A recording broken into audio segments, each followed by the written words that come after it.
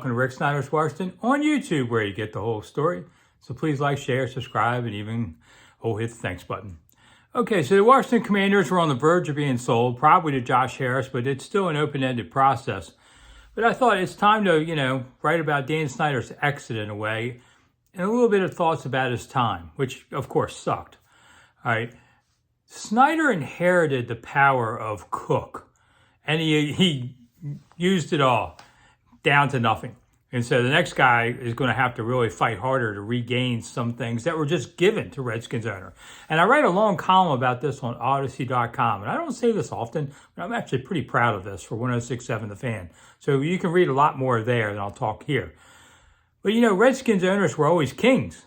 George Preston Marshall had a lot of power. Edward Bennett Williams, that most people don't seem to remember, actually ran his team for almost 15 years, hired Bobby Beathard. Was the man to see, was his biography. Cooke could do anything in this town and get away with it. He wasn't the nicest guy in the world, but, everybody kissed the ring because the team was great then. And Snyder just took all that and threw it in the trash. And nobody wanted to do business with them at the very end. When they were all fighting for Cooke Stadium, none of them wanted Snyder Stadium. So the next owner, man, he's got to really do a lot of ring kissing and mending fences and all that. I once took a job where my predecessor was hated by people around him. And, they were kind of started hating me right away, figuring same old, same old.